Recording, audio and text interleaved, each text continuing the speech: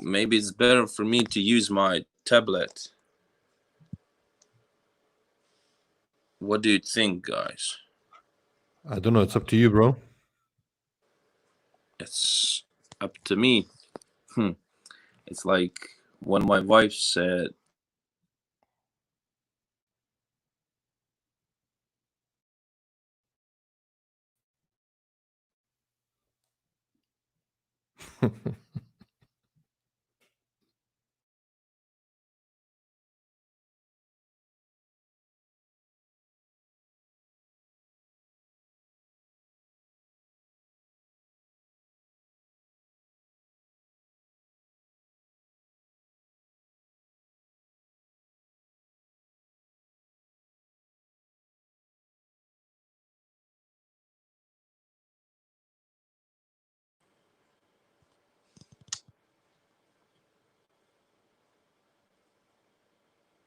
it's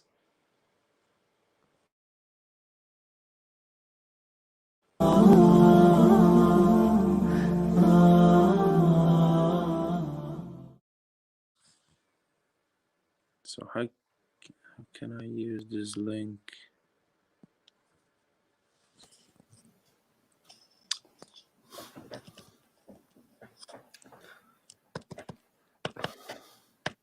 How can I use this link on my tablet? Assalamu alaikum wa rahmatullahi wa barakatuh. Walaikum salam.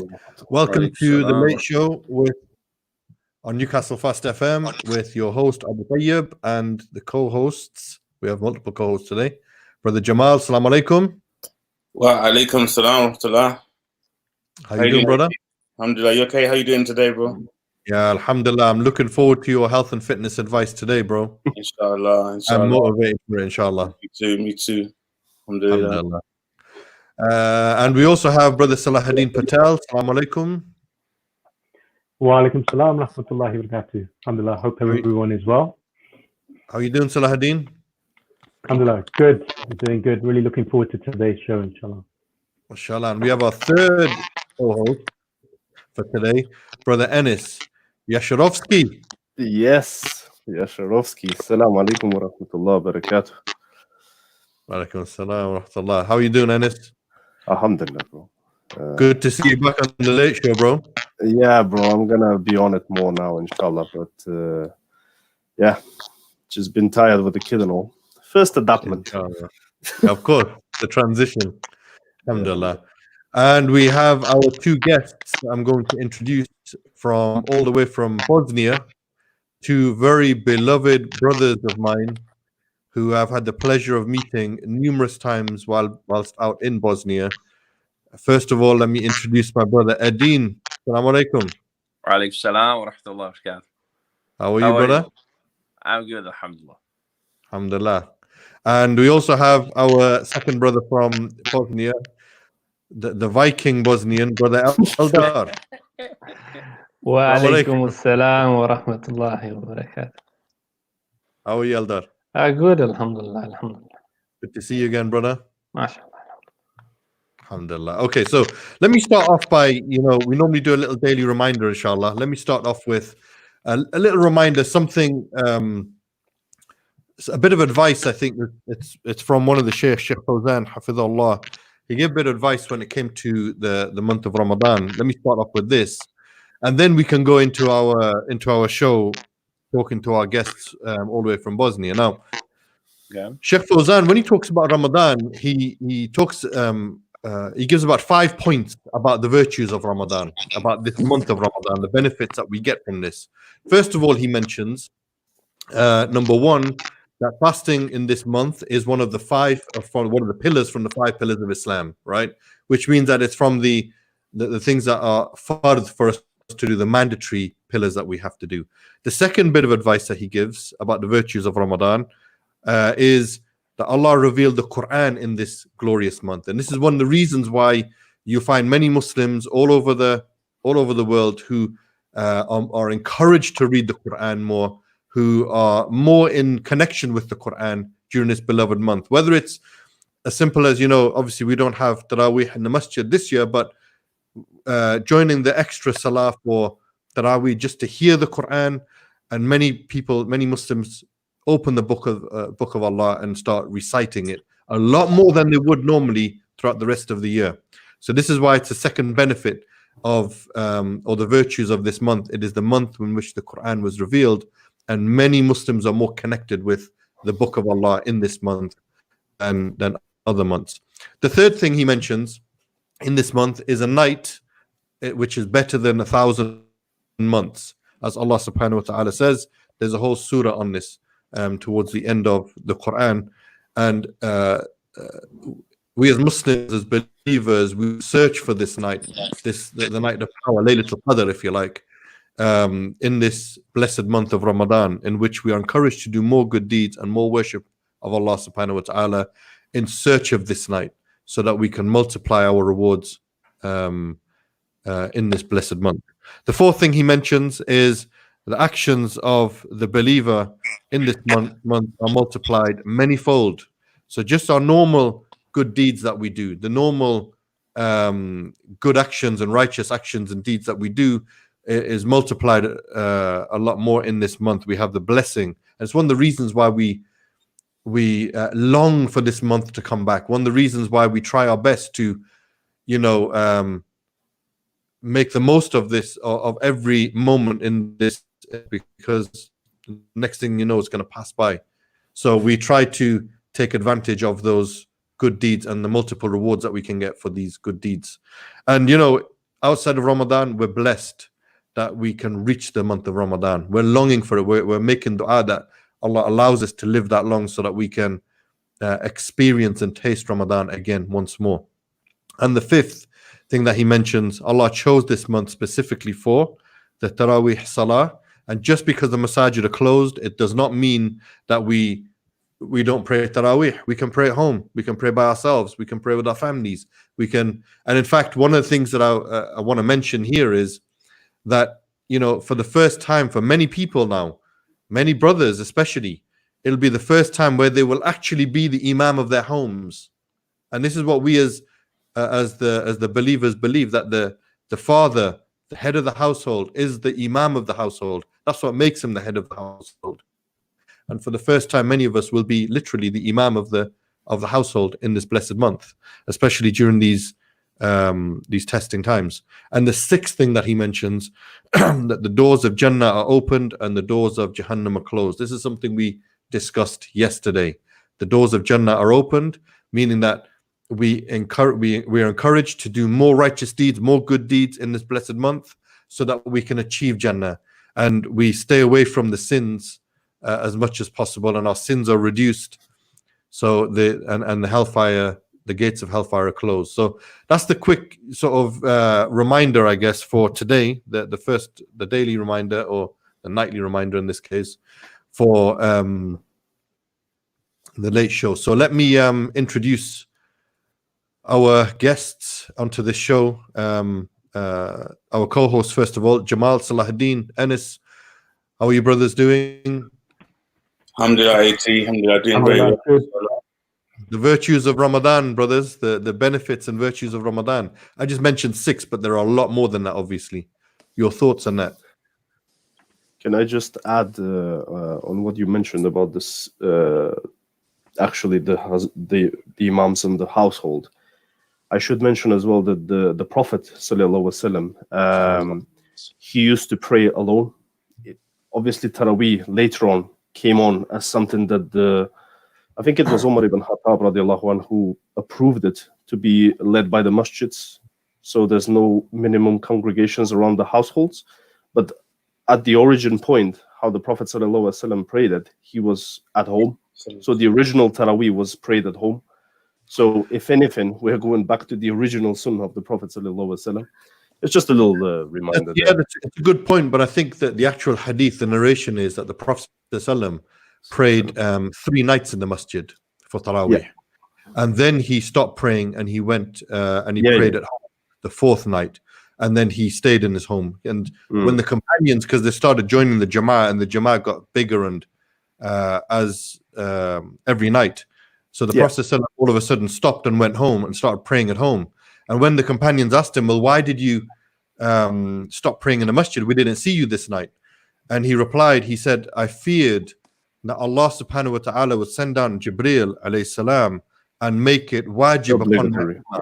And I fear that this would be difficult for them. So this is why it's considered an optional prayer. It's considered a sunnah to do, praying in Jama'ah in the masjid. And this the reason why Umar ibn Khattab revived it, this sunnah, because the sunnah was to pray for the first 3 nights in the masjid, and is because this was the last Ramadan of the Prophet ﷺ. He didn't see another Ramadan to be able to bring the Taraweeh back again.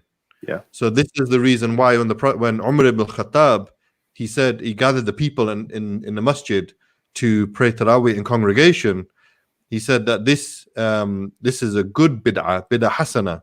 He didn't mean in the sense of a shari'i bid'ah hasana, but he meant bid'ah hasana in the lugha, in the language, the linguistically meaning this is a good innovation, meaning reviving the sunnah of the Prophet ﷺ, again, which had been lost before that. So yeah, you're absolutely right. He used to pray in the home because he feared that it would become wajib. And it's interesting though, because now when you see Muslims, when it comes to Ramadan, in every Ramadan, they pray Taraweeh like it is fard, like it's wajib.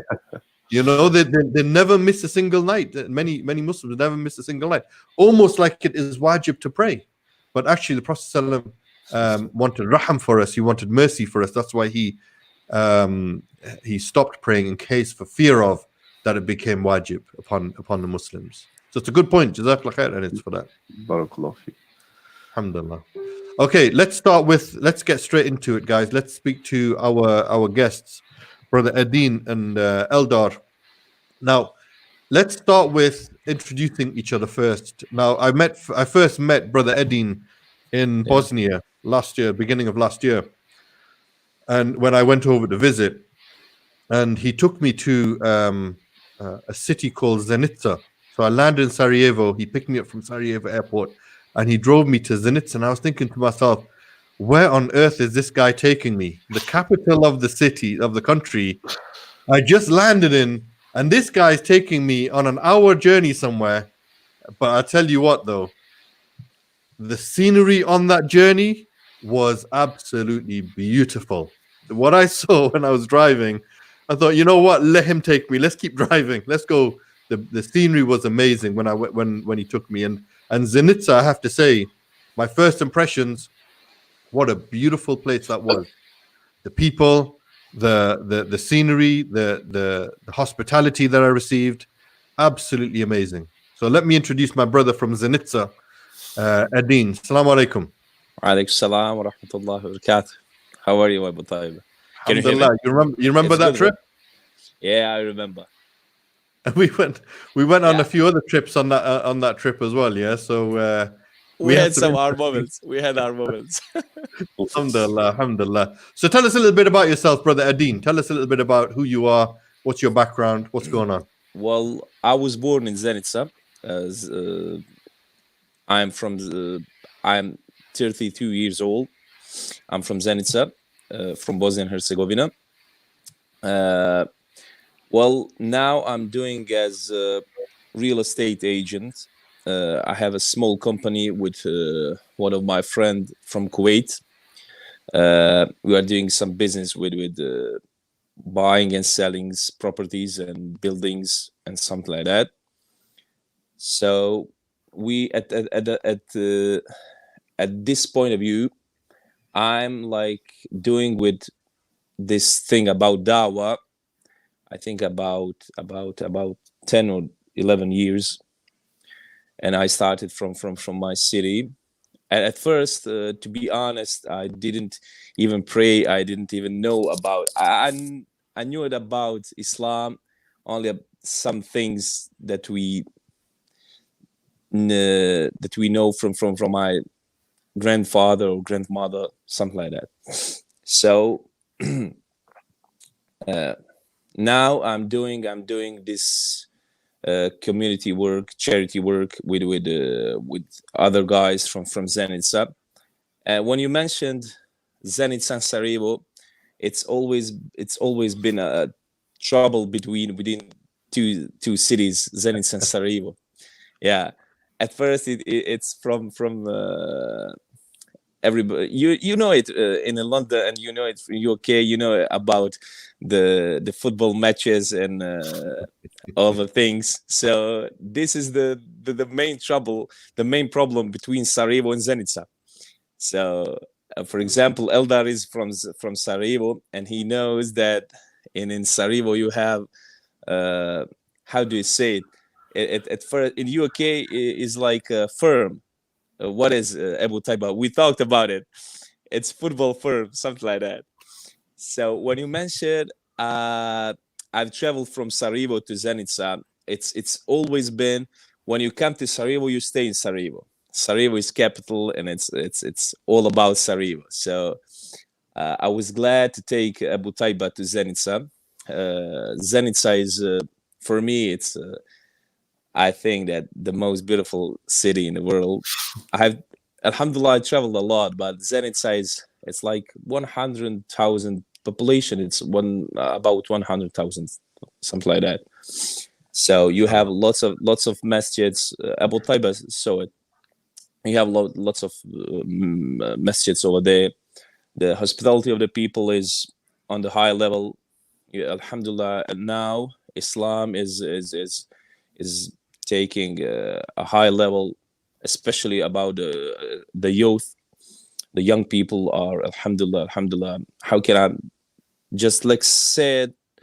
It's returning to the Islam as we all want to be part of it. So yeah, let me bring Eldar into this conversation because he has to defend Sarajevo now. You see, now that you've bigged up Zenica so much, yeah, brother Eldar, how are you doing? How's Sarajevo, brother? You need to unmute your mic, bro.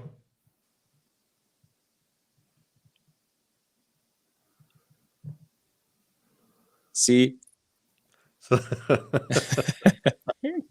Eldar, can you hear us? Yes. Looks like Zenica is 1-0 here. I think it's a trouble because now I'm in Mostar, and it's raining outside, and wind is blowing, and now I'm using 4G. I'm not even using the internet because it's off. I'm using my Okay, so we've got a question here. So what's a Bosnian iftar like? It's like you need, I think, 3 or 4 tables. It's Can you hear me now? Yeah. Yeah, we can hear you, Eldar. Eldar, come on in. So sorry, just the browser kicked me out. when it came for me to defend myself, just they kick me. Defend your city, bro. Tell us how it's Sarajevo. It's a sign. It's a sign. If I defend the city, I need to be honest. I came to Sarajevo in 2009 as a student. So originally, I'm from a town between Sarajevo and Kakanj. I'm on the half of the way between those two cities, and also in that town there is a football club. So, but about that subject, I'm not good, because when I start with the praying and everything, when I came back to Islam, I stopped with football with everything, and before that I was guy for Arsenal, so I don't want to come back on that subject. Alhamdulillah. So let's start with a little bit of history. Let's talk about Bosnia and some of the history of Bosnia. Islam has been there for many centuries, and the Bosnian people have been Muslim for many centuries as well. I believe the Ottomans came in the 15th century, 1463 or something like 1463, 1467, something like that. And 1457, you have the oldest masjid in Sarajevo. Subhanallah. But prior to the Ottomans coming, what was the local population? What was their religion? What was their identity? What were they upon? I think it was they were called Bogumils. Bogumil. It's called like that. So I have when we talked about this subject when you were in Sarajevo, Abu Tayba, I have read in one article that during these people, during Bogomils, even before the Ottoman Empire came, these people were Muslims. There was sort of people, they were Muslims. So when people said that Islam came on in this area in Bosnia with Turks, lots of people will disagree, because there are some, I don't know, documents saying that in this area, even before Ottomans, before Ottoman Empire, before the Turks, they were Muslims, but mostly they were Christians. They were Christians. Okay. But Yeah. but you know, from what I read, it was special. It was special that they were against the Pope. Yeah. So, for example, the Pope was the one who was making the attacks on them. You know, so those population they were had special way of, I don't know exactly how to say it, as a Christianity. So even in that time they were in a war between Pope. So that is one of the reasons why they accept, you know, Osmani, because they were already in the war with Pope. They were kind of mainly in the Orthodox. Balkans, it was Orthodox. Yeah, it's called Orthodoxy. Even in my country, in Macedonia, most of them, you can barely find some Catholics there. It's mainly obviously they didn't believe in the Pope and everything, so they were actually closer to Islam than the Catholic. It was Bosnian Church. It was the name was Bosnian Church, so they had as a religion and organization and everything, and it was Bosnian Church. And Bosnian Church was in the war between Bosnian Church and Vatican Church in that time. Yeah, as Brother Enis said, they had lots of things kind of even closer with Islam than with the Christianity back then, in that time. I heard that. You know, I read something about the Bogomites, the Bogomil. They although they were Christian, they rejected the Trinity. They didn't believe in the Trinitarian code, and they were closer to Tawheed and Unitarianism than any other sort of Christian faction and sect. So this is one thing that I read about them. And you know, it's interesting that when the Ottomans came, they quite readily accepted Islam when they came, because it's very close to their creed already. Yeah. So when the Ottomans came, tell us a little bit about the Ottomans and the history behind the Ottoman Empire coming to Bosnia in the 15th century. Eldar is more familiar with that. Okay. You know, for example, here in Sarajevo, you have some historical evidence that like Islam was here before Ottoman. You have some in that time as a traders, as you know, some people that they were doing trade. They built some as houses, as small places where they were joining in that time before Ottoman came. And when Ottoman came here, people accept Ottoman because they already had a war between the Pope.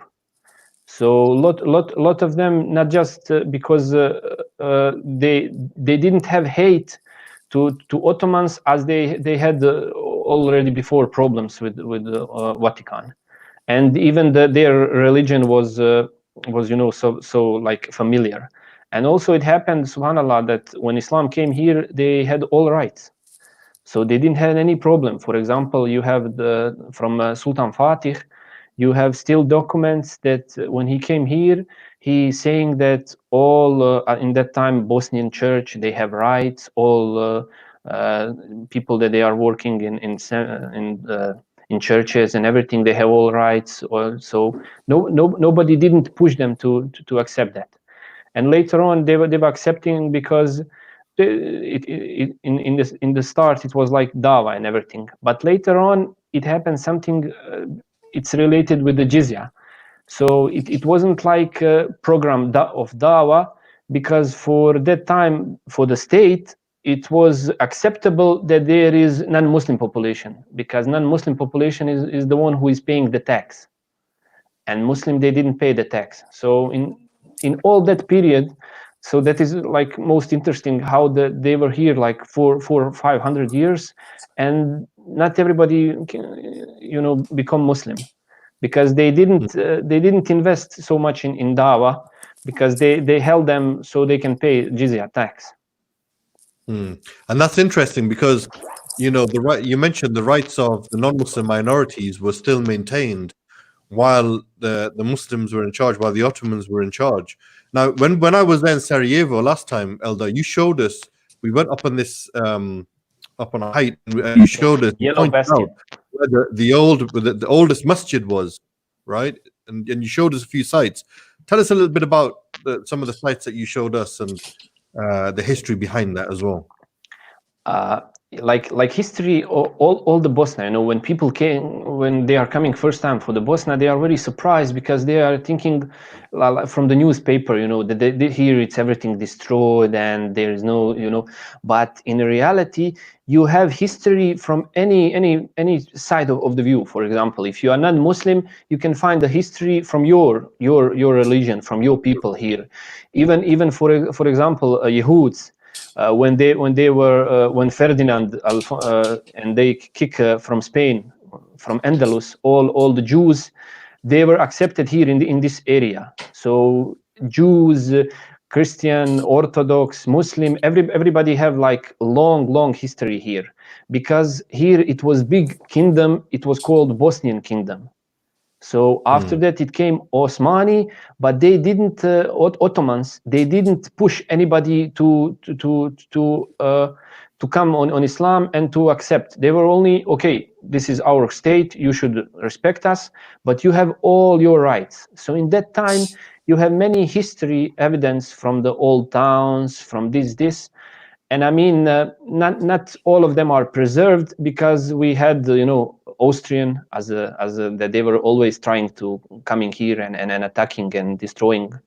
So, for example, in one period of time, one guy from Austria, he came and destroyed almost completely Sarajevo, destroy houses, masjids, everything. They put on a fire everything.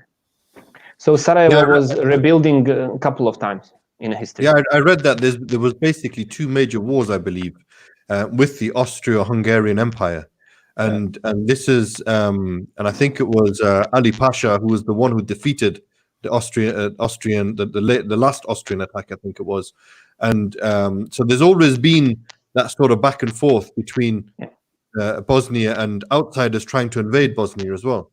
Yeah, Bosnia was always the area for the enemies. It was like Bosnia is such a good place, and it's such a good place, especially for the traders. Strategic location, yeah. Strategical place, yeah. For example, in a history, when you mention that, for example, King Kulin Ban, he was originally he has a state in Zenica. We have talked about that, Abu Tayba. We have a small fortress. It's called Vranduk, and it was the during the Ottoman, and before Ottoman, we have a king. It's called Kulin Ban, and he made a contract between Bosnia in that time, between Bosnia and the country of Dubrovnik, that is the city in Croatia. So he made a document that all the traders between Bosnia and Dubrovnik can go over there and trade goods, and they don't have to be afraid anybody of them are going to attack them or something like that. So at that point of view, Bosnia was always a place that lots of enemies wanted to conquer that. So when you talk, it's a very strategic location. Yeah, you have seen it. You have seen it, especially now. The Bosnia is like, I think that Bosnia is, well, in the heart of the Europe. It's kind of with the most the biggest population of Muslims in the heart of the Europe. So it's Is Bosnia. it true? Is it somebody told me this, and I haven't verified it, and I haven't checked it, but somebody mentioned that the Ottomans originally, Sultan Mehmed Fatih, went through the Balkans Yeah, to go to Constantinople. yeah. He went through. He took his army through the Balkans. I don't know if it was through Bosnia or somewhere like or Kosovo, but through the Balkans to go to Constantinople when he went and liberated Constantinople. Is that true? Yeah, well, Uh, listen, Abu Tayba, Ottomans were in Bosnia for like, I don't know, 400 years. They were even more in Serbia. They took Serbia more than Bosnia.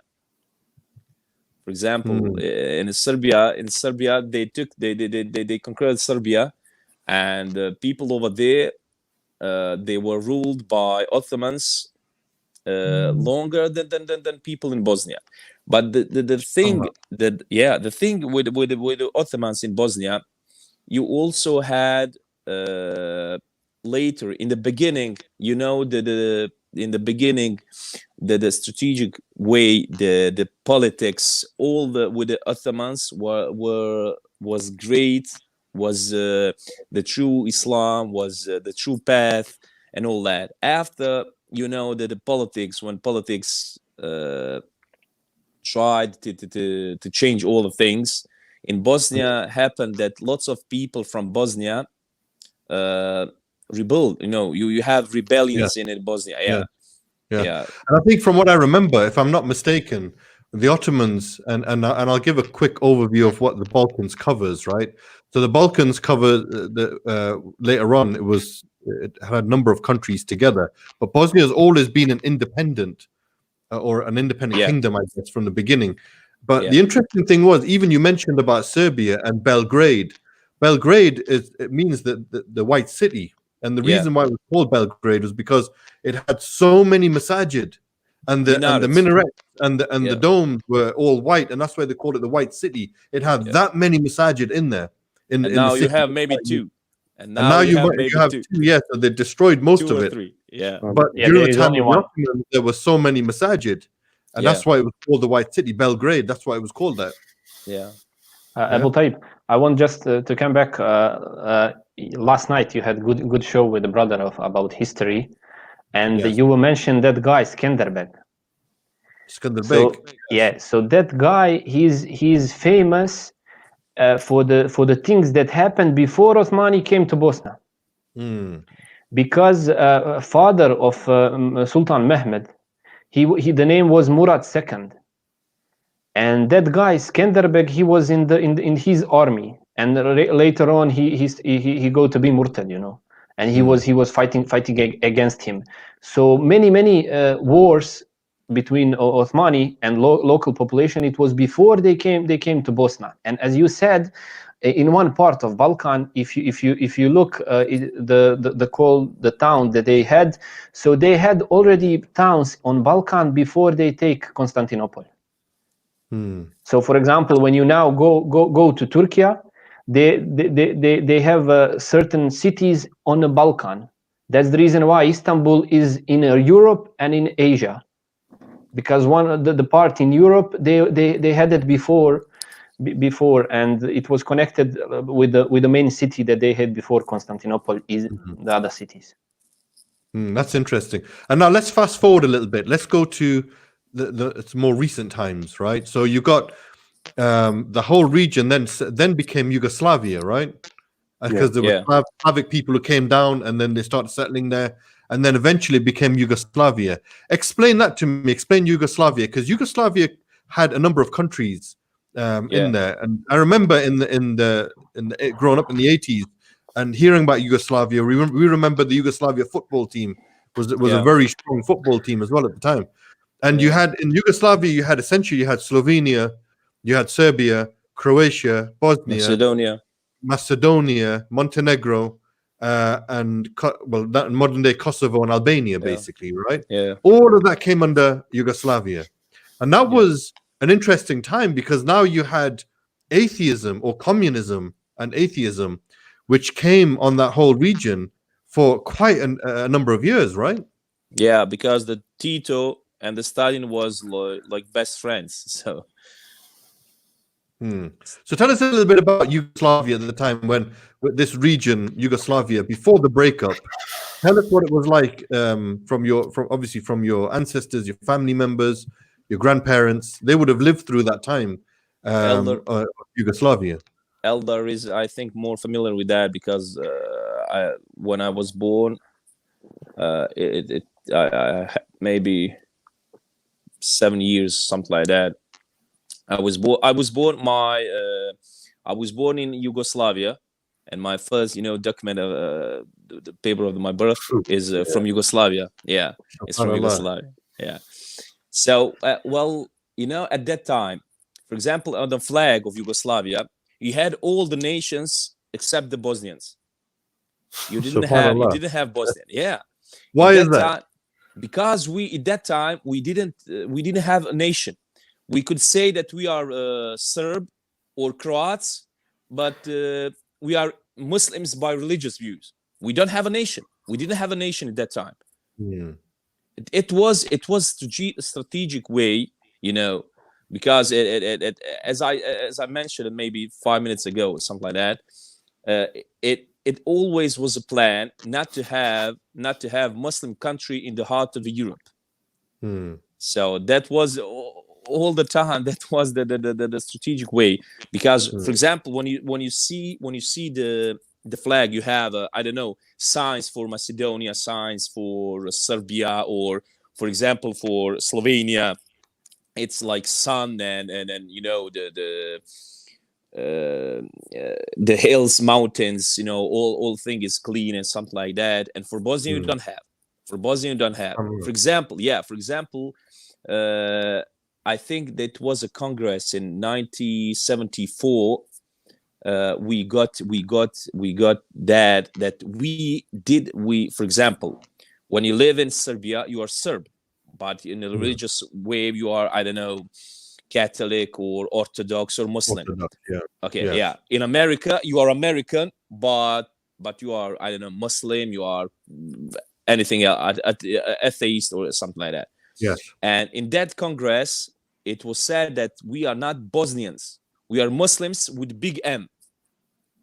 So they made that they have made that we are calling our Muslims by M, big M. So you can say, but it was there were people that say they have said we are Muslim with big M. Okay, that's one nation. There were people that they said we are Muslim, but with the nation of Serb. SubhanAllah. Let me bring Enis into this conversation because Enis comes from the region. He's from Macedonia. Enis, share some of it, because what we talked about last night was, right? We said as Muslims, we need to know our history, right? We need to know our identity, our history. And people tend to forget that the people from the Balkans, the Muslims from the Balkans, are Asal Europeans. They are European by identity, by ethnicity. And they are the only ethnically European Muslims on the continent, right? And we forget about that. So tell us a little bit about your ancestry and Yugoslavia, and from what you recall that. About Muslim history mainly, when it started, was again similar to Bosnian culture as well. It was from the Ottomans. So the manuscripts about Muslim population in Macedonia goes back to the manuscripts of when the Ottoman Empire obviously invaded and what have you. But the interesting point that I wanted to add in about the preservation of history of how the Ottomans handled the people, like in the indigenous people, obviously you had Orthodox Christians and what have you. So you will see a certain portion of Macedonians, for example, I'm just speaking to my country, I don't know about Bosnia personally, obviously, it's a perspective thing. A lot of people will say, oh, the Ottomans were so cruel. They just killed everyone. They just slaughtered everyone. There was blood money. There was this and that. And I just go to them and say, okay, a simple fact. How come in 500 years worth of occupation, if you will, right? How come the churches are still preserved to this day? Not one of them has been ruined. Not one church has been ruined so far. So you can imagine, obviously, it gives you a bit of a perspective that how the Ottoman rules. Coming back to Edin and what he talked about, how the Ottomans actually dealt with people, it was very noble. So the people actually accepted it. And it's interesting. even in Bosnian nowadays and in Macedonians, a lot of the native language actually has Turk words in them. Like, for example, you know, the tin can that cooks coffee, we call it gezve. Gezve is not a Macedonian word, it's actually a Turkish word, but we use it throughout on a daily basis. Even Bosnians, I believe, they use gezve as well. So that's, for example, that's a Turkish word. So you see there's a lot of mixture of the culture within the national culture as well. About Yugoslavia, I'm too young. I was actually born the year that actually Yugoslavia broke down. It was 1990.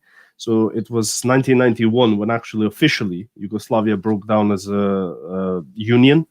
Yeah. So I can only talk from what my parents have told me, and what they told me, that the basis of communism back then, there's two bases of it. First, religion was put on the sides. It was always put on the sides. As we all know, atheism was taking precedence and what have you. That's one aspect. And the second aspect of communism, from what I've been told, is, and the reason why it failed in the first place, that with one salary, every family could survive and there was no problems. Like, for example, you only need one salary and there could be holidays, the kids are fed. So from that aspect, you may say that the communism was a very, very good thing. But from another aspect, because everything was about equality, right? You have another problem, because everything is equal. So no matter how much anyone puts input, he gets the same. So it was a problem of, if you're investing more time, if you're investing more effort, you're still going to get the same. So that's why, that's one of the main reasons why communism fell. Now, don't get me wrong, for some people that worked excellently, right? And you can record in history, when it was the communism time, there was baby booms everywhere because of this concept, right? Because you had one salary feeds everyone, and it was not a problem. So there was a lot of social aspects, right? For example, we have in the UK child benefits. For example, back in the days, that was a real huge thing. Why? Because it was established after the Second World War. So obviously there was a deficit of people worldwide. So it was a baby boom period as well. So like I said, from that aspect, it worked. Now, there's theories about why Yugoslavia broke down. My own personal opinion, I think the Americans had a lot to do with it. I'm not going to go dwell into it. It's a big topic, obviously. It's going to take a whole episode probably just for that. Done that, Enis, yeah. You know, when I was there in Bosnia, I was doing research, and they were saying that, you know, when Tito was in power, he didn't just put religion to one side. He literally wiped out priests, rabbis, imams, any Muslim family, for example, who wanted to pray or go to the masjid or wanted to read the Quran and revive the religion. He wouldn't just take out the person in the family who was wanting to practice their religion, but he'd wipe out the whole family. But and again, it was real fear tactics that allowed, well, not even fear tactics, but just violent tactics, not to just allow fear. them to grow there. You know why? Because again, it negates the concept of equality. Now, if you're Muslim, you're a bit special, right? You're a bit different from the group. So when you put precedence to religion, then you're something different, right? You follow something else. So when Tito says something to you, you'll be like, I'm a Muslim, I don't follow this, what you're saying. So that was a problem for them, right? So obviously Islam was in the pinpoint, because a lot of the things, like I said, some of the things were good in the communism. Don't get me wrong. It's not all bad, right? A demigod, essentially, because you had to, he replaced God with Tito, basically. Everything you have to do the national anthem for Tito. You have to do everything for Tito. Eldar and Edin will remember what I'm saying. Druže Tito mi te se kunemo, right? That was the song. All the people. It was like a national anthem, like a vow you take, right? Druže Tito means brother Tito, we swear to you. That's literally what it means in translation. So it's actually taking him as a god, if you will. Right? He was put in a. Let me bring Jamaal in for a moment, yeah. So, Jamaal, bro, what are your thoughts on all of this? We haven't even got to the war in Bosnia yet, yeah. So, in the 90s, what are your thoughts? I was waiting for when we get to the war. I mean, all this so far is very, very interesting, and I really wanted to just hear more so we can get some of the background. And you know, I haven't really traveled widely in the Balkans, but I have been to Albania. So I was looking more about this Skanderbeg and things like this. But you know, I think I want to wait until we actually get to the war. So, brothers, please, by all means, carry on. Let's talk about it now. Let's talk. Sorry, Yeah. Let's talk about how how the war in Bosnia started. Let's talk about the war in the 90s, because I remember watching it from the UK, and I remember brothers going from the UK to go and support the war effort, and all over the world, actually, brothers going from literally all over the world to go support the war effort in Bosnia. So tell us about, the former president Ali Izetbegovic, rahimahullah. Tell us about how Bosnia got dragged into it, or when the breakup of Yugoslavia actually happened, 1991. Why did Bosnia get dragged into all of this? What was going on? As I said, I will take just 1 minute, and I will then put a stick on Eldar. As I said, as I mentioned it twice, I think twice. They didn't want to have any Muslim country in the heart of the Europe. This wasn't the plan. So Bosnia kind of was one of these countries. In Bosnia you had a mixed you have a mixed population. You have Muslims, you have Croats, you have Serbs, and it's like from ever. It's not it's not something new, or it's like from ever. But for example, Slovenia stood up from Yugoslavia, and it wasn't a problem, because Slovenia is a small country, and the problem was when Bosnia wanted to set up. Why? Because Croatia and Serbia wanted to take half of Bosnia for each of them, because from Bosnia was like, as you said, strategic area, and all these countries wanted Bosnia for themselves. For example, Serbia wanted to make big Serbia. Croatia wanted all the parts from the south to themselves, So when you mentioned our president, Rahmallah Ali Izetbegovic, he wrote Islamic Declaration in 1970, but and a lot of people today, and I'm very sorry to hear it and to say it, lots of people calling them Muslims.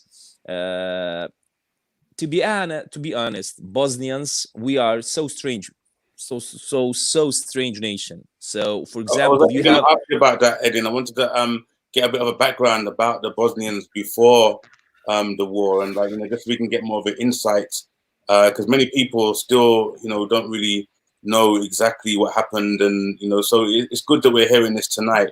It was at the beginning. It was, as I said, our president wrote Islamic Declaration, but the thing is that this declaration wasn't written to Bosnia. It wasn't something dealing with Bosnia. He wrote this declaration to all other Muslim countries with Muslim population. Okay, so this was his path. And he was judged. He was, I think, you have a Sarajevo Congress. Eldar knows that Sarajevo Congress 1983, when they put our president in jail for 14 years because of these Islamic declaration. Before Bosnia wanted to start up from Yugoslavia. Because they imprisoned him for like 14 years, and he was judged like for Islamic fundamentalism, But this Islamic declaration wasn't written for Bosnia; it was written for all other Muslim countries, So it was said in this declaration that mostly all the government, all that has to be like a Sharia, and he didn't say that to be for Bosnia because he knew it that in Bosnia you have Christians, you have Orthodox, you have all other religions, all other religions. So they use this as evidence that our president wanted to make one Muslim country in this area. And making Muslim country in this area, meaning he has or slaughter or kill all other people, or I don't know, vanish them, to Serbia, to Croatia, or I don't know. So when in 1990 Bosnia said the government of Bosnia said that they want to be independent. And you have on YouTube, you have a speech of president of Serbia in that time, saying to Alija Izetbegovic, if you do this, if you want for Bosnia to stand up from Yugoslavia, you will make all the Muslim people vanished. All the Muslim people vanish. So he was saying, for example, you don't even have army, you don't have anything against us. So if you want to stand up from the Yugoslavia, you will have the war. And that, on YouTube you have a speech, and I think that most beautiful sentence from our president, saying, I'm swearing by Allah that we are not going to be slaves in this country. We are not going to be slaves. We are not going to be slaves. So in that time, I think that from the political from the political point of the view, war started. Even before. Yeah. So Eldar, I just want to bring Eldar in on this as well. I mean, was this did this echo the sentiments of the people? Can I just recap like two minutes, because we skip one big like when we are speaking about Bosnia, we mentioned that Ottomans came here and people started to be Muslim, and after that we skip. Okay, now communists came. Communism didn't came by itself. The local people start practicing that idea.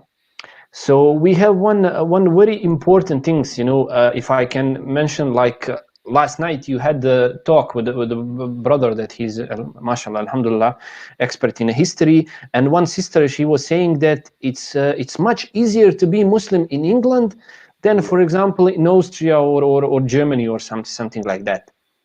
And that is because how Muslims behave. Ottomans bring Islam here, but nobody didn't kick out Islam from here. People neglect Islam.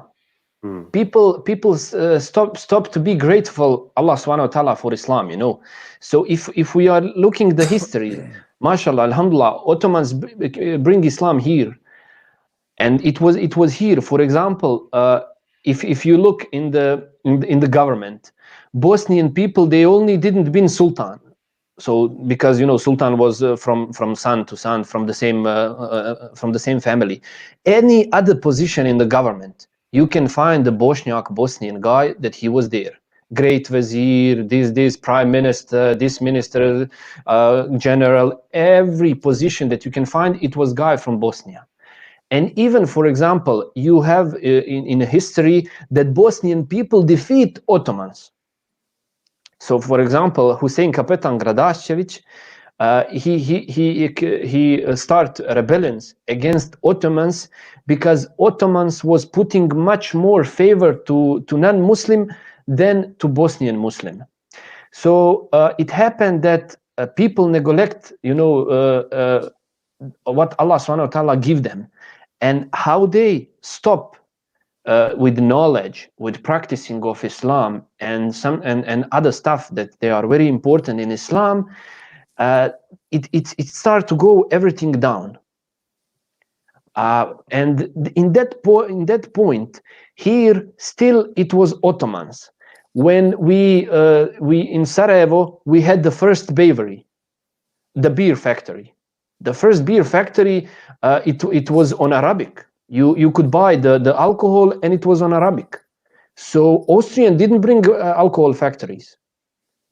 Muslim, that they were here, but they were like very, very weak with Iman and everything. They are the one who accept those ideas. So, for example, in 1887, when Ottomans just give Bosnia, give Bosnia to Austria, it happened the problem. What was the main problem? Bosnian people, they didn't exist because everybody was thinking, oh, these are Ottomans. But before that, Ottomans give Serb the right to be Serb. Yeah. So, for example, Serb, they have their state and their right to be Orthodox and Serb, but Muslim in Bosnia, they are nobody. So almost all the Balkans population, they had the name as a nationality that is connected with the religion, except the people that they are living in Bosnia, because everybody was saying, no, you are Muslim, so no problem. We can push you, we can do whatever we want with you because you are Muslim. But these kuffar, we will put them on the plate to respect them and everything. And in those times, subhanallah, Muslim, they totally forget. They totally forget to take knowledge. So when Austria came, you had two opinions. One opinion is that all Muslims should make hijrah, and that happened. For example, in that time, mashallah, alhamdulillah, everybody knows Sheikh Muhammad Nasruddin al-Albani. So he's from Balkan, but how he raised in Syria, because in that time his father moved out from this area. And for example, Sheikh Arnaout also, and other ulama, alhamdulillah, originally they were from here, but subhanallah, because people they move out from here, they said, okay, the non-Muslim came here, now we should. So the people with knowledge and the people that they really stay with Islam, a lot of them, they move out from this area. And other people that stay, a lot of them, they didn't have knowledge. For example, if I look back in the history, my grandfather, he had title, like in England you have sir. So he was a well-respected guy. He had people that they were working for him. He had houses, farms, and something like that. But he didn't have knowledge. Subhanallah, in that time, and later on in Yugoslavia, you couldn't read Quran because there is no Quran. For example, in that time, you were imam if you just go like some course. You find some guy, some sheikh that he have knowledge, and you sit with him. He give you the basic of knowledge, and you are imam. And alhamdulillah, in that time, those people, they were. We are very grateful for them. For example, the guy who was teaching me the basic of Islam, he didn't have big schools, he didn't have university or anything, but all his life he had istiqamah. MashaAllah. And that is the gap that we had. We had here Islam, but people stopped to appreciate it. That and later on, all the idea that came, Muslim accept them. For example, just 1 second, and I'll finish with this because I know we are short with the time. From my family of my wife, her grandmother, she was wearing the niqab, the full face. Her brother was put her in a jail because of that, because her brother he accepted communist, and he was in a power in that time, and he said to her, if you don't take the veil, I'll put you in a jail. She said, no, this is Islam. So he's the one who take his sister to jail, subhanallah. Because of the Jahiliyyah. Now let me just make a point on picking up from this. It's a very good point here. So if we were to recap, looking at the history of Bosnia from pre-Islam to the Ottomans coming and bringing Islam to Bosnia, to the war between the Bosnians and the Austrians, the war between the Bosnians and the Ottomans. The Ottomans gave Bosnia to the Austro-Hungary Empire as a gift, essentially, right? Yeah. When there was that fallout, you moved on to communism creeping in, people losing their Islam, losing their identity, and then you saw the Yugoslavia as an atheist state, essentially, where it had multiple states in one. Then you had the breakup of Yugoslavia. So I'm just giving a quick recap of an overview of what we've just discussed tonight. And then you had the breakup of Yugoslavia, the Bosnian Muslims on the receiving end of that, because they wanted to be independent, essentially. Because if I'm not mistaken, the initial problem was between Serbia and Croatia, because they're the ones who split off first, right? Yeah. And that's where the war actually started. And then they turned when Ali Azabekovich, rahimahullah, said, well, if you guys are going to split off, then we're going to do our own thing for Muslims as well, right? Yeah. We're going to give rights for Muslims. And then what happens? They turn on the Bosnians, and at the beginning of the war in the 90s, it was, from what I recall, and please do correct me on it, it was the Bosnians and the Croats who were fighting against the Serbs initially. Yeah. And then later on in the war, the Croats switched over to the Serbs, and then they all turned on to the Bosnians, right? So then the war happened between that, and there was something very interesting. One of the scholars said at the time in the 90s. I remember listening to this, and he said, you know, when some of the brothers went over there to support the war effort, he said, you know, before the war, you could not tell between who is Muslim, who is Christian, who is Serb, who is Croat. They all look the same. The Bosnians look the same. They have blonde hair, blue eyes, you know, pale, fair skin. Yeah, their names were very similar. Their behavior was similar. They were drinking alcohol. They were partying. They were marrying their Muslim daughters to non-Muslim Croats and Serbs. So you had a loss of identity, a loss of Islam completely almost. And then when the war broke out, what was the distinguishing feature on how they knew who was Muslim, who was only what was on the identity card? It said religion Muslim or religion Islam. And who was the ones killing them? Yeah, who was the ones killing them? It was the in-laws, right? Who were directing the army to say this family's Muslim, the neighbor, this family's Muslim, and then it became literally a genocide on Muslims, right? Yeah. And then as a result of that, I remember, sorry, bro, just to finish off my point. Okay. I remember the brother saying to me, he said, you know, when the war broke out and the Muslims started coming from all over the world to support them, this was a big wake-up call for many Bosnians. And then we're going to talk about this to finish off in the show, where the Bosnian Muslims are now. So it was a big wake-up call for the Muslims that they were, you know, being slaughtered for this Islam that they weren't practicing. And they said there must be something special in this Islam that we're getting slaughtered for. And many came back to Islam and the practicing of the religion during the war and after the war. Now, what I want to focus on now is a little bit about after the war. What is Islam? What is the Islam like in Bosnia today for Muslims post-war, right? And for the Muslim youth. And the reason I ask this question is because even with all the problems, when I was there, we went to a masjid called Malik Fahad Masjid, right, in Sarajevo for Jum'ah. We prayed there. And one of the things I noticed, which really, really stood out for me, was the vast majority of people worshipping in that masjid for Jum'ah were below the age of 35. Yeah. Some really big brothers with full beards, sunnah beards, and you could see the sunnah on them, right? On their appearance, the way that they were talking, the way that they were behaving. I saw it was something which really brought, you know, happiness to my heart when I saw this. The vast majority, and I remember when I went to Skopje as well, the masajid they were full. The masjids were full. People were praying outside in the road, right? And you saw that you could see Islam returning back to the locals, and in particular the Bosnians, like you beautiful brothers that I met over there, and the hospitality that we were shown, the real brotherhood. And Salahuddin, he can chime in a little bit here as well on our recent trip there, on how he found it when he went to Bosnia and when he met the brothers for the first time. Yeah, alhamdulillah. You know, when we went to Bosnia, it was my first time I went to the Balkans.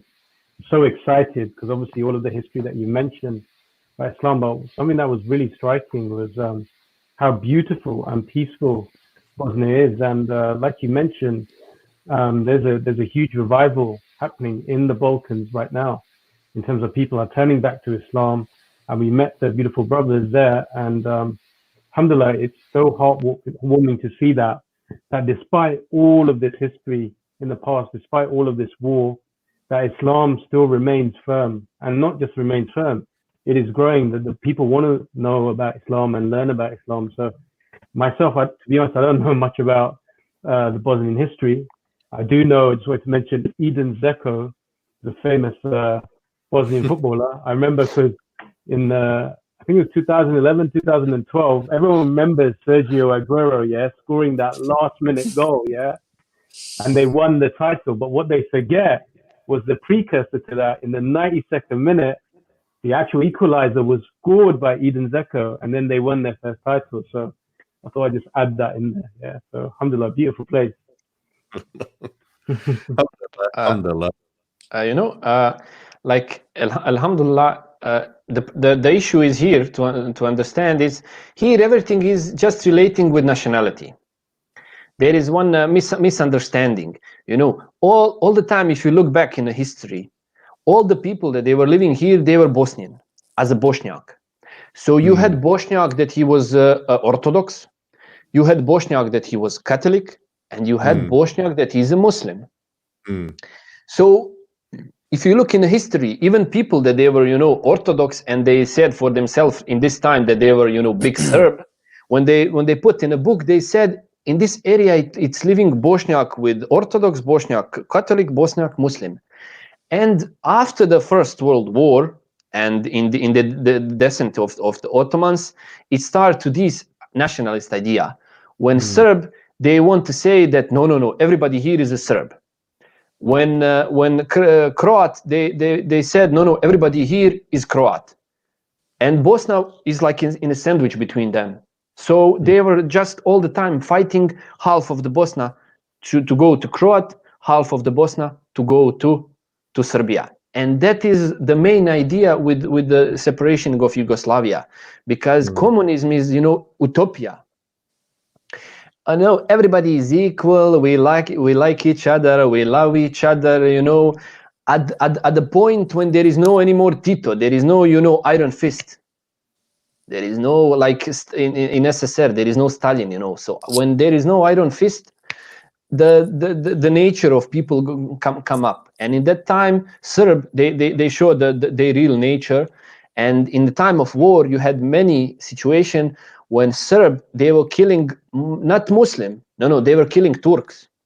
So most of the things that happened here in Bosnia, when they were going to kill people, or they were saying, oh you Turks, oh you filthy Turks, and so they didn't call us oh you Bosnians, oh you Muslim. No, they said oh you Turks, because they were coming back to the history. And even today here in Bosnia the situation is complicated, because people they were, for example, you have generation that is born in Bosnia, raised in Bosnia, maybe they didn't go from Bosnian border to any other countries, and they say for themselves, no, we are not Bosnian, we are not Bosniak, we are Croat.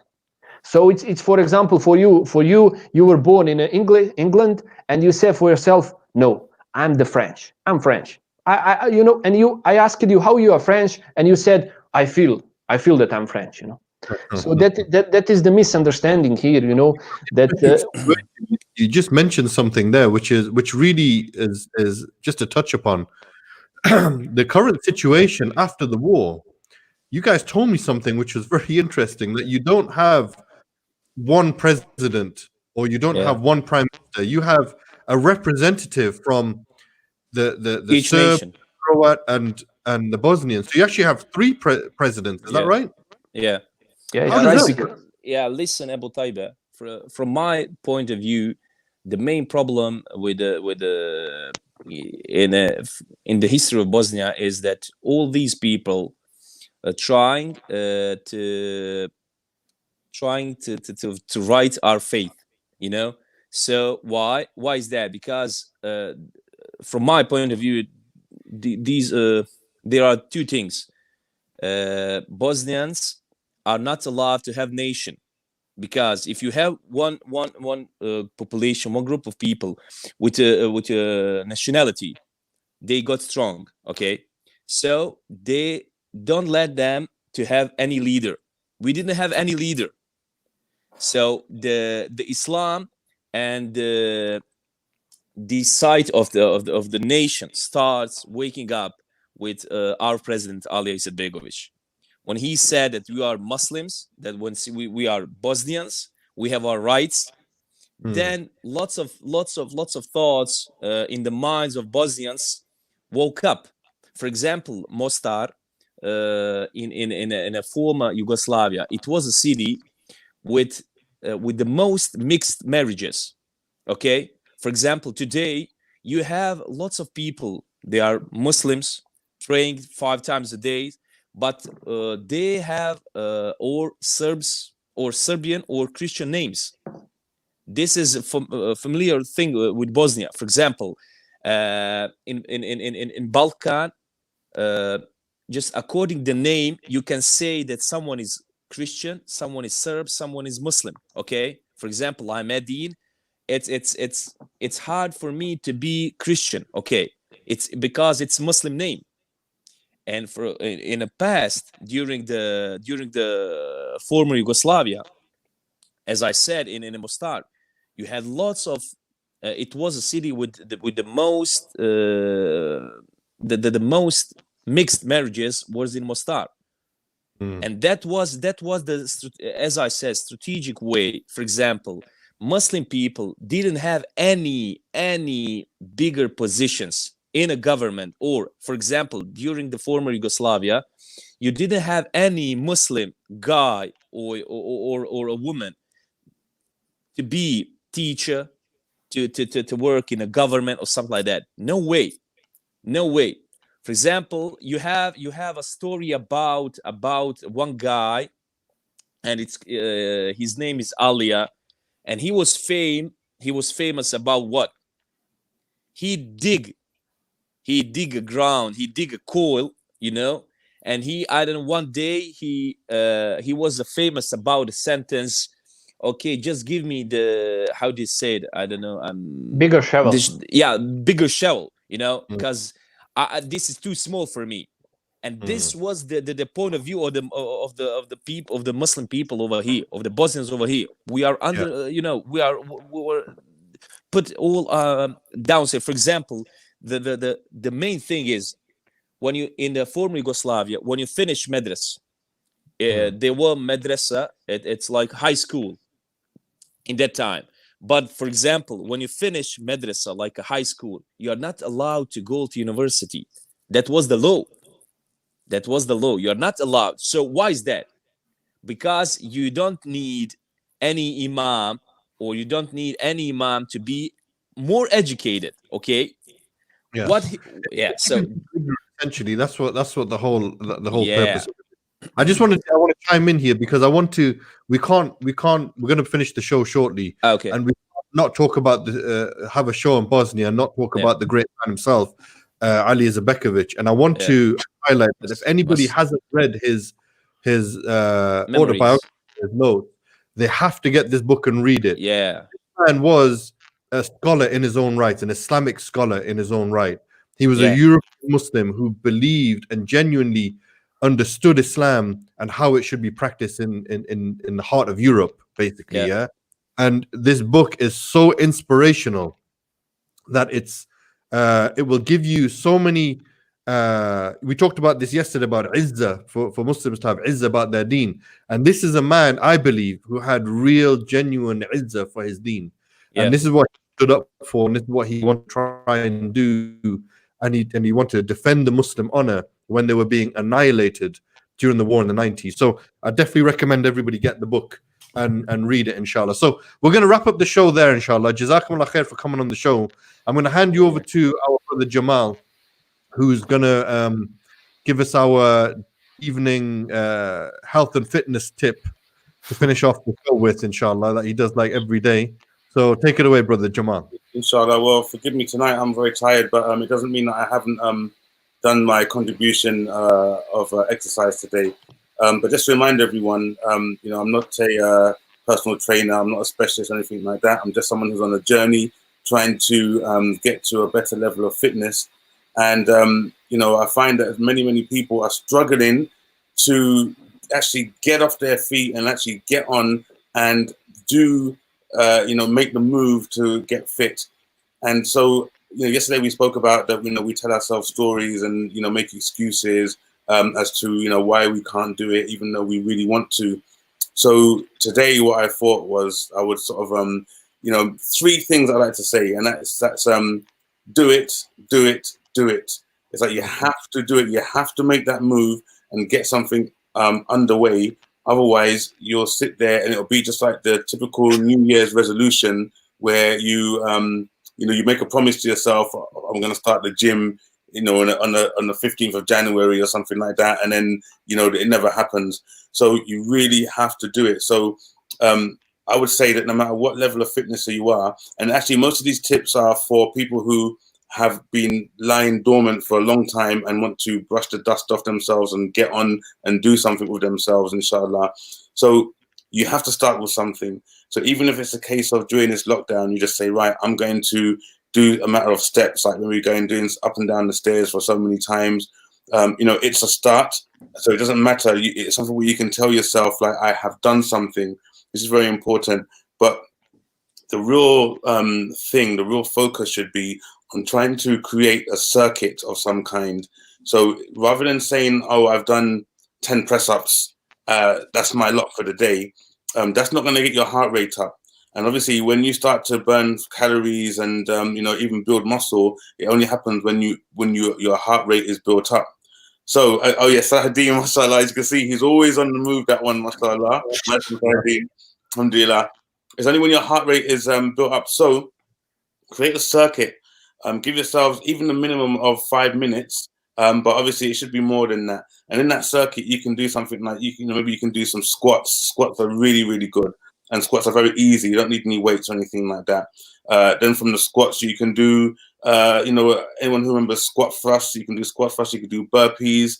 Then, you know, so you can do, for example, 30 seconds, say, of squats, 30 seconds of burpees or squat thrusts, 30 seconds of maybe press-ups, and 30 seconds of sit-ups. And then do this a few times round. And do as many as you can, but don't kill yourselves off. Just do it slowly. So at least when it's that achievement, it's that feeling of fulfillment and achievement that, yes, I've done something. And once you've done it, then you make it that you do it regularly. And then inshallah, after that, you'll start to see change. When you see change, you feel change. And when you feel change, inshallah, you become the change. So that's the tip for tonight, inshallah. Beautiful. I like that bit at the end. That is fantastic. So I think we should take that advice on, inshallah, and try and do something every day during Ramadan. Now I'm going to hand you over to Salahuddin. He's got some comments to read out. And then we've got Eldar and Enis to finish off, inshallah. So Salahuddin, go for it, bro. MashaAllah. So we have a few comments here. So we've got Isa Khan, alhamdulillah, one of our co-hosts. He's got a question here. So what's a Bosnian iftar like? If you could just answer that maybe in just 30 seconds. This will take 1 hour. Abu Tayeb saw it. It's like full of meat. It's full of meat. Now you just gave the secret away, bro. Now you know why these guys know why I love Bosnia so much. MashaAllah. Okay, so next question is by Yasmin Alit. She said, MashaAllah. Masood Salam from Zenica Bros. Cheerleaders, Edin cheerleaders, you know. Nice. MashaAllah. Yasmin should be on the show, man. Why is he not here? Another message is he from got a Saudi son. Arabia. He got a son. Alhamdulillah. MashaAllah. We have another message here from Saudi Arabia.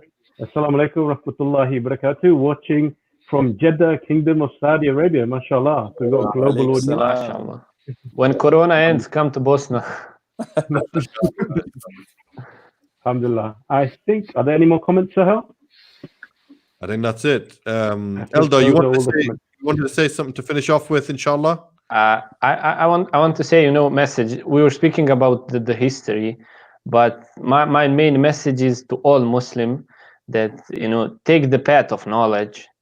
Try to do your best what you can do, because don't expect that somebody else will do, you know. Okay, we are speaking that Americans have influence, these have influence, enemies come and everything, but have in mind that take the knowledge that you can save yourself, your family, and later on you will help the others, because without knowledge you can't. I mean, the main problem even today what we are facing here in Bosnia is that people, they are stuck with tradition and they are stuck with the knowledge.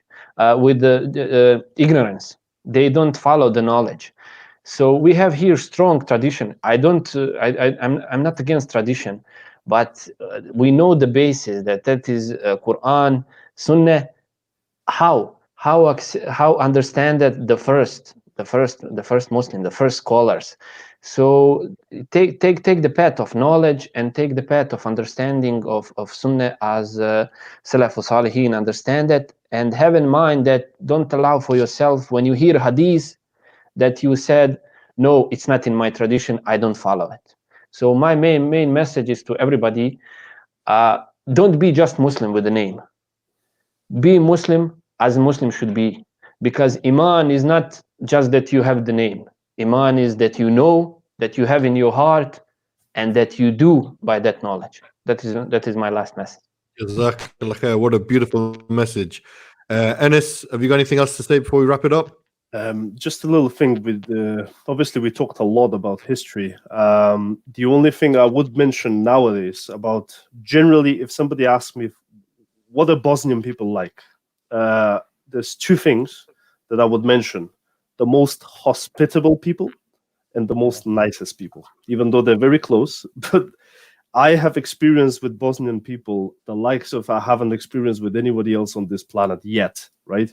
So if you go to a Bosnian house, for example, they will offer you everything they have on the plate, right? They won't keep nothing to themselves. That's how Bosnian people are. So this is from my own personal experience with them. I just wanted to chime in for that because, and also it's a beautiful country to visit as well. Once this coronavirus nonsense, passes by, inshallah to Allah, it's a beautiful country to visit. I agree with that. And I will definitely say to go and visit Bosnia after this lockdown. You have to go there. You got some beautiful brothers who will take care of you, look after you, and it is honestly one of the best experiences I've had since whilst traveling. So even drive you to the border.